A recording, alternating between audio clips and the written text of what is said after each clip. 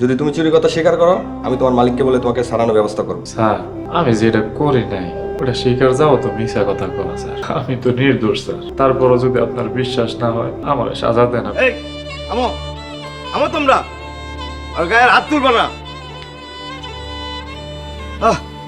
কি হাল করছে হ্যাঁ? এমনি মানুষের মারে নাকি? এই যাও যাও দূরে যাও তোমরা। আব্বা, বাবা,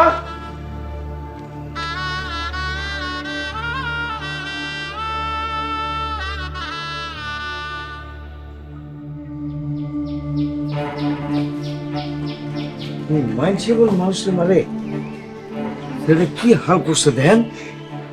মায়ের ওর প্রাপ্য ছিল, আলী চুরি করছে, তাই ওরে হালকা মার দেওয়া হয়েছে। আমি চুরি করি নাই। আপনারা কি দেখছেন? কোন সাক্ষী আছে? বাবার ঘরের মধ্যে কোনো চুরির মাল পাইছেন? চেয়ারম্যান সাহেব, কাল রাইতে বাড়িতে চুরি হয়েছে, বাহিরের কেউ এই বাড়িতে নাই। আপনি কোন আলী ছাড়া কে চুরি করব? এই বাড়িতে আরো 5 জন মানুষ আছে, সবাই সন্দেহভাজন।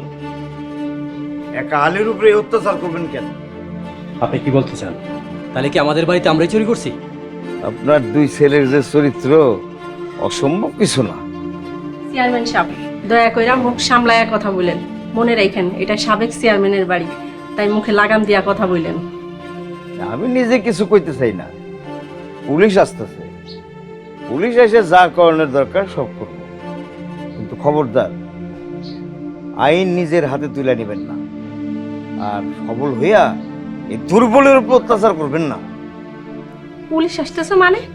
এটা আমাকে পারিবারিক বিষয়, আপনারা পুলিশ ডাকতে কে কইছে? আমারই কেউ পুলিশ ডাকতে কয় নাই, এটা চেয়ারম্যান হিসেবে আমার দায়িত্ব। আসসালামু আলাইকুম। সাবেক বর্তমান 2 চেয়ারম্যান থেকে এই জায়গায়, তা আপনারা 2জন থাকতে আমাদেরকে কেন আসতে হলো? ঘটনা কি? আপনারা খালি খালি কষ্ট করে আইছেন, এটা আমাদের পারিবারিক বিষয়, আমরা পারিবারিকভাবে সমাধান করতে চাই। কষ্ট করে আইছেন, চা খায় যান। চা খেতে আসি নাই, চেয়ারম্যান সাহেব কল দিছেন, এই জন্য আসছি। ঘটনা কি বলেন? শিকদার বাড়িতে চুরি হয়েছে, আর এই অপবাদে এই নিরীহ ছেলেটারে সকাল থেকে মারতাছে। চুরি করা অপরাধ, আইন নিজের হাতে তুলে নেওয়া এটাও অপরাধ। আপনারা কি এই ছেলেকে সন্দেহ করেন? জি এসআই সাহেব, পরে নিয়ে যান। আমি চুরি করি নাই, আমি নির্দোষ। তারপরও যদি আমার নিয়ে যেতে চান নিয়ে যান। কনস্টেবল, ওকে ধরে নিয়ে আসো। আপনারা কোনো চিন্তা করবেন না, আমি 2 দিনের মধ্যে আসল চোর বাইর করবো। ইনশাআল্লাহ। চলো।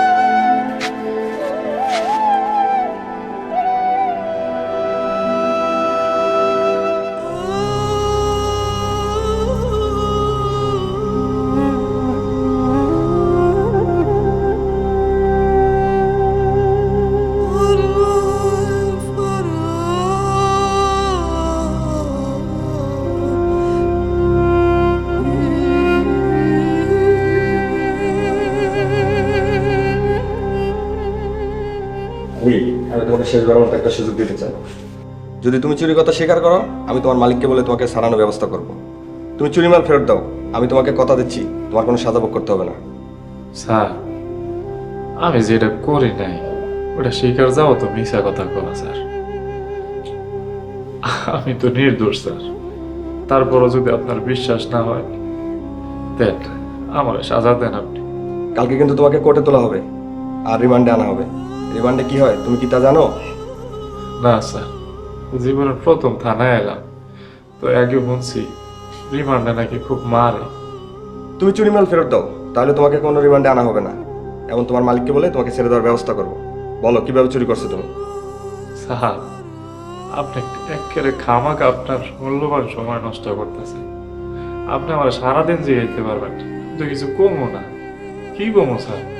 আমি তো চুরি করি নাই, চুরি করলেই তো কমো। কালকে তোর এমন পিটান পিটামো, মুখ দিয়ে সত্যি কথা গড় গড় করে বাইরে।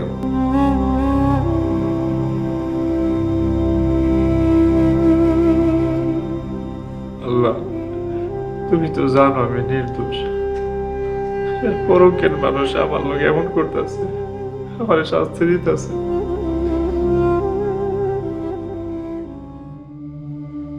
মা এখন কি হইব? পুলিশ যদি আমাকে ধরে ফেলায়? চিন্তা করিস না, কিছু হইব না। মা, পুলিশ যদি তদন্ত করে সব বাইট করে ফেলে? ঘটনা যে থানা পর্যন্ত যাইব এটা তো চিন্তা করে দেখি নাই। ওই চেয়ারম্যান ফট কইরা পুলিশ নিয়ে আইসা যত ভেজাল বাজাই দিছে। চুরির মাল আর ইজ্জত দুইটাই রক্ষা করতে হইব। শোন, গহনাগুলো আলীর ঘরে রাখাই। আলীর ঘরে রাখলে কি হইব? আলী তো জেলে। পুলিশ গহনাগাটি উদ্ধার কইরা আমাকে হতেই দিব, তাতে ইজ্জত আর গহনা দুইটাই বাইসা যাইব।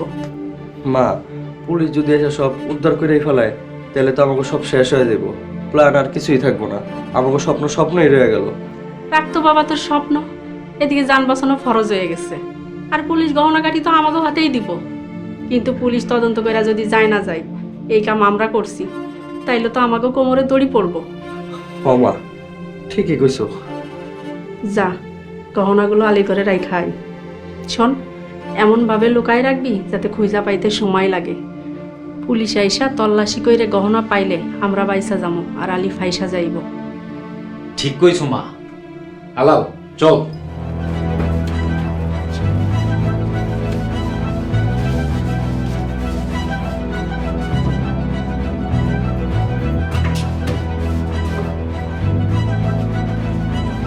মা, গেলাম।